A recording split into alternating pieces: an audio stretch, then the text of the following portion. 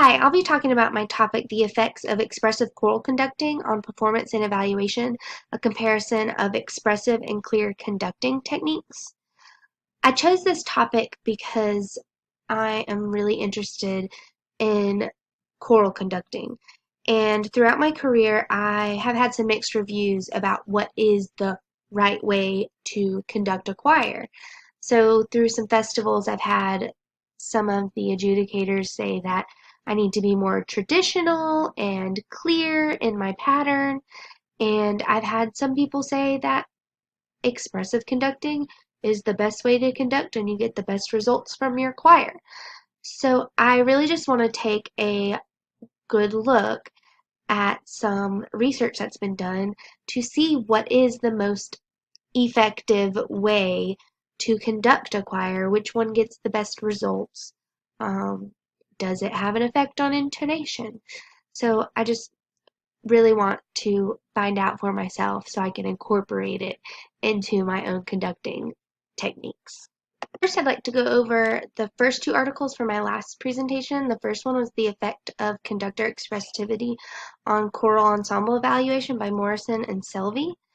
Basically, this research was conducted to measure the ability to determine if high and low levels of expressive conducting can be heard in audio only, and if video audio performances, how they differed. And the results from the study determined that audio and visual, when it was conducted with high expressivity, it was rated higher by the participants, and the low expressivity was rated lower. Audio only was rated moderate for expressivity, and it was actually all conducted with high expressivity. And the ensembles overall were rated more expressive than the conductors. My second article was The Perception of Expression in Conductors' Gestures, a Continuous Study Response by Luck, Toivonen, and Thompson. And in this study, they examined the relationship between expressive conducting gestures and their emotional rating. And through this, they found out that amplitude, so how high, greater variance, the distance between their hands, and how fast the was being conducted conveyed higher levels of expression. So the first article I'd like to talk about is the effects of traditional pattern, lateral only and vertical only conducting gestures on acoustic and perceptual measures of choir sound, an exploratory study. This was done by Grady in 2014. The purpose of this study was to explore the three conducting patterns, traditional only, standard 1, 2, 3, 4, or lateral or vertical only. Here is the vertical only, so just up and down, lateral, side to side. And in this study, they measured the pitch and also how the participants perceived their individual sounds and the choral sounds as a result of the conducting gestures. So the participants were 29 choir members at Midwestern University, and they prepared the song all through the night. The researcher video recorded herself conducting with the three different methods and then had the choir sing to those conducted videos. And after they sang to the three different conducted ways, they took a survey to see how they thought about everything. And then there was a pitch analysis done on each of the three different conducted ways, and also expert listener evaluation listened to the examples to see if they could hear a difference between the three conducting patterns.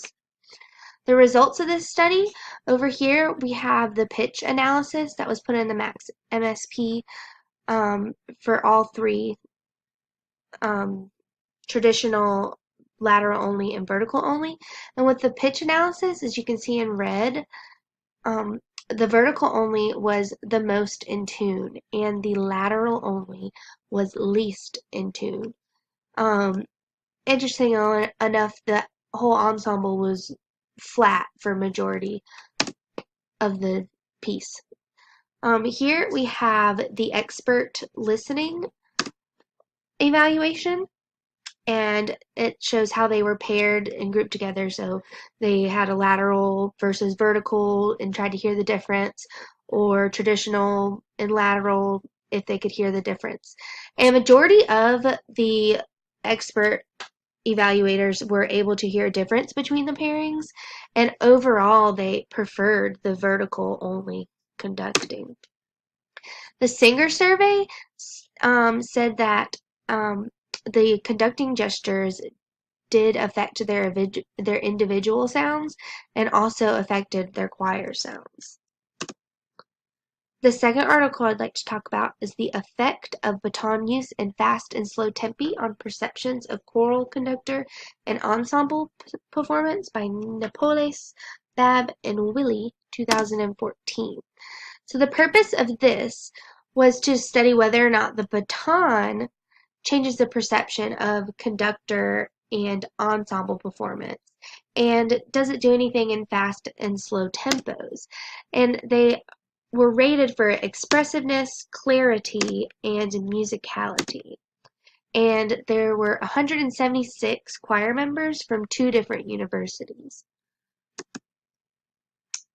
So how they went about this is they chose 2 male doctoral students who were videotaped, and then the audio was taken out of their videotape and synced with quality audio recordings.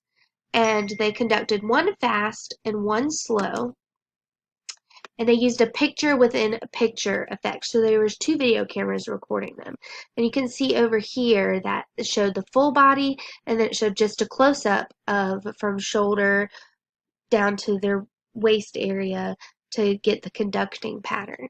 They were told to use the same cues, gestures, patterns, and to use the exact same amount of expressiveness with and without a baton. Collegiate conductors reviewed and picked out, there were several videos that were videotaped, and they were reviewed to pick out which 2 went together the best, and came with 8 videos total.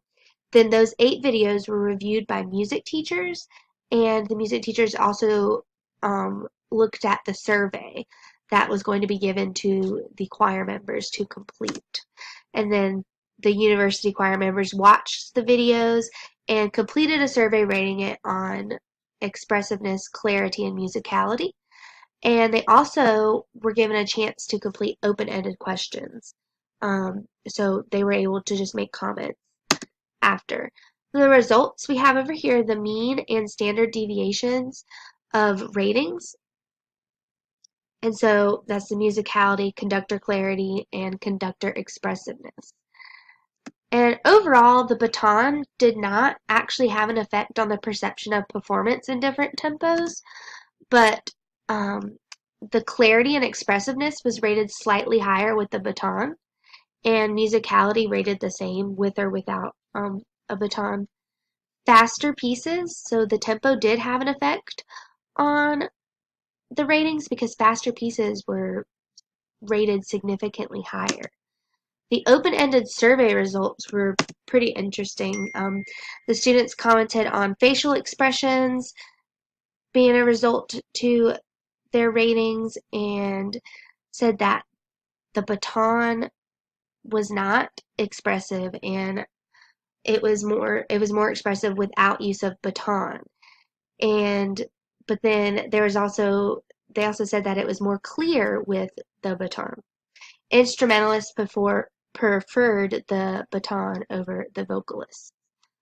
And overall, this research really, the researchers think that more research needed to be done, and gave some suggestions as to maybe not limit the hand gestures and to take out expressive behaviors, since that seems to sway people to perceive things a little differently.